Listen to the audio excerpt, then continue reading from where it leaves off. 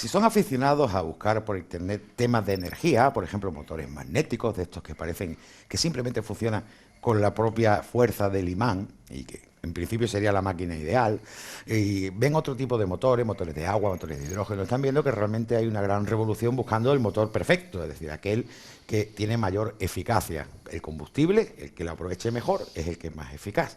Bueno, resulta que los científicos pues siguen investigando, probando nuevas tecnologías, y estos días ha surgido una noticia que trae de cabeza a muchísima gente, entre ellos a los científicos. A los lectores, vamos a decirlo así, porque hasta ahora que yo sepa se ha hablado sobre todo en prensa, también. Primero porque cuesta trabajo de entender el concepto que les vamos a explicar. Y segundo, porque realmente ni los científicos saben si eso que han descubierto es verdad o no es verdad. Imagínense qué situación. Nosotros, como va siendo habitual en el mundo digital, cada vez que salta una noticia que puede tener un contenido científico complicado, echamos mano de uno de nuestros más queridos colaboradores, como es Francis Villatoro.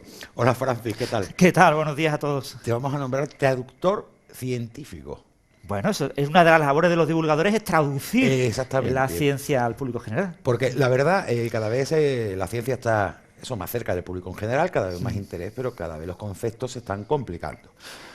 Eso es cierto. La ciencia cada día es más complicada porque podemos explorar regiones cada vez más alejadas de lo que es el mundo que nos rodea habitualmente. Exacto, y de la física convencional. Y de la física clásica convencional. Y estamos hablando del M-Drive, un motor que, tú me corriges, creo que sobre el 2000 alguien, vamos a decir, que se lo inventó, entre comillas, y que funciona por radiofrecuencia.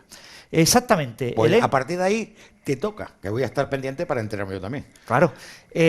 Roger Sawyer es un británico, es un ingeniero aeronáutico que patentó en el año 2001 un motor que consistía en un microondas. Un microondas completamente cerrado, en el que yo meto las microondas, pero en el que una de las caras del microondas es más pequeña y la cara trasera es más grande.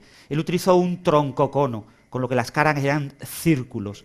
Él, con un magnetrón de un microondas, metía microondas dentro del troncocono. Con un magnetron de un microondas, lo típico que todos nuestros microondas tienen, pues para precisamente lanzar esas ondas sobre el alimento. Exactamente. Eso produce vibración de moléculas, ¿no? Claro, eso produce ondas electromagnéticas, como luz, pero a una frecuencia diferente de la frecuencia a la que vemos con los ojos. Y entonces esa luz resuena dentro de este microondas en forma de troncocono metálico, y lo que este señor planteó, hizo unos cálculos, es que si la presión de la luz, la presión de las ondas del microondas es la misma en ambas caras, como una cara es más pequeña que la otra, sobre la cara pequeña se produce una mayor fuerza. O sea, una especie de propulsión. Exactamente. Entonces lo que él planteó es que habría un desequilibrio de fuerzas y que este microondas troncocónico se movería con una fuerza muy pequeñita, y él calculó la fuerza. Y fíjate una cosa, si este horno microondas troncocónico le hacemos un agujero y sale fuera los fotones, tendríamos un motor de fotones. Si dentro de ese microondas hubiera un gas, las microondas lo calentarían, generarían un plasma y por el agujero saldrían iones. Tendrías un motor iónico. Bueno, pues este señor calculó que su motor completamente cerrado, sin ningún agujero, sin que salga nada, producía una fuerza como 10 veces más grande que esos otros dos motores.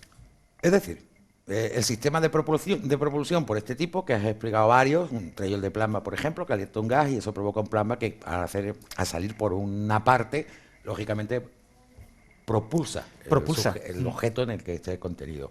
Lo segundo que me has dicho es el de fotones. El de fotones. Vale, partículas de la luz. Como donde hay partículas, hace lo mismo. La diferencia que tú me estás diciendo es que si se hace con microondas, la eficacia es mucho más que de estos motores que, entre comillas, el de plasma. De hecho, en Costa Rica están desarrollando los motores de plasma de la NASA. Pero este es más eficaz. Claro, en la teoría de este señor que la patentó... El otro están demostrados. Claro, pero este no. Es teoría. Entonces, él probó a construirse uno en su casa, en su garaje, lo probó y le salió más o menos lo que él había predicho por teoría. Dame un aviso antes. Que nadie vaya a abrirle un boquete al microondas en su casa. Exactamente. Lo voy a decir por qué. Porque es una tontería que yo aviso de esto. Hace poco salió una noticia en la que un señor, un chaval, no lo recuerdo, explicaba cómo hacer un conector de auriculares al nuevo iPhone. Entonces este señor cogía una bruca, 3 milímetros, y directamente perforaba en el iPhone, en el mismo lugar en el que solía estar el conector de auriculares normales. No sé cuántos iPhones se han cargado. Y fue una broma, pero mucha gente lo creyó. Esto que estamos explicando, aunque este señor ha hecho el invento en su casa con el microondas, mejor que no lo hagas, ¿no? Avisemos antes. Exactamente, la radiación de microondas es peligrosa. Claro, es que tengo un microondas roto en la casa. Voy a probar, igual que hay gente que prueba a meter algo para ver si estalla, ¿no? Hagamos este aviso, que aunque pueda parecer un poquito, es una broma, Javier, no es una broma. No es una broma. Y ya te digo, la fuerza, el empuje que se genera es extremadamente pequeño, del orden de micronewtons por cada vatio. Con un microondas normal de unos 800 vatios, generas unos pocos milinewtons. Eso es mover un miligramo, una partícula muy pequeñita, pues una pequeña distancia. Entonces, la fuerza es tan pequeña que cuando esta gente la midió, a veces le salía la fuerza en el sentido correcto.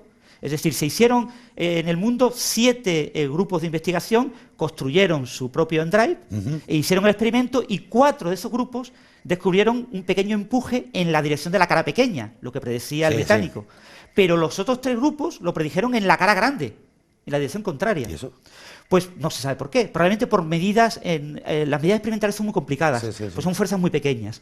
Y un grupo chino, lo más curioso, unos chinos, publicaron en 2008, en 2010 y en 2014 sus experimentos. En 2008 y en 2010 el empuje era en la cara pequeña, en 2014 resultó en la cara grande, y ahora han publicado este año, en marzo, que depende de cómo hagan el experimento, salen en un sentido o en otro. Vale. Es decir, que es como aleatorio. Es decir, hasta ahora realmente no es muy complejo.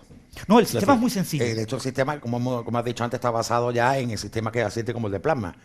Vale, pero entonces, ¿cuál es el misterio que tiene realmente el N-Drive? El N-Drive tiene el misterio de... Porque lo último que he leído es que han dicho que no. Claro, el último artículo que se ha publicado por científicos de la NASA, o sea, que trabajan para la NASA, pero que no está valorado por la NASA ha dicho que no tiene nada que ver con este trabajo, que es un trabajo de ellos, personal, dentro de las instalaciones de la NASA. Se va a publicar ahora en diciembre, sí observa un pequeño efecto positivo. ¿Vale?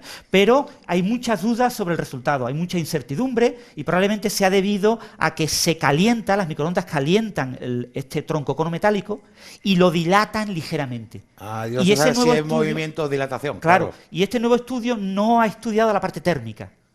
Ha hecho unas imágenes con cámaras térmicas, con cámaras de infrarrojo, y se observa una diferencia de casi 20 grados de temperatura entre las dos caras del troncocono. Para que cualquiera de los que no está puesto en física lo entienda, por ejemplo, lo podemos observar en nuestro día a día en los puentes. El calor dilata. De hecho, si se dan cuenta, en los puentes hay como una especie de goma que une trozos de puente, pues para que cuando sea verano no se dilate y parta, o pase lo contrario, se encoja y también pueda fracturarse. Entonces, es lo mismo, el calor como provoca dilatación, tú lo que estás diciendo es que las medidas que se han tomado pueden ser no resultado de un movimiento, sino de una dilatación. Exactamente, y el orden de magnitud es comparable a lo que se espera de la dilatación.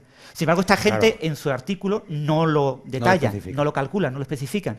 Y ellos proponen una explicación muy exótica sobre el vacío cuántico que las microondas le afectan. Con la física cuántica ya sí que se va todo el traste, ¿no? Esa explicación no tiene ningún sentido con las leyes de la física actuales. El N-Drive no debería de funcionar. Y ahora, ya por terminar, que se nos acaba el tiempo, ¿qué cosas positivas tiene el N-Drive? Es decir, sabemos que el motor de plasma sería un motor que muy poquito a poco va generando una aceleración continua.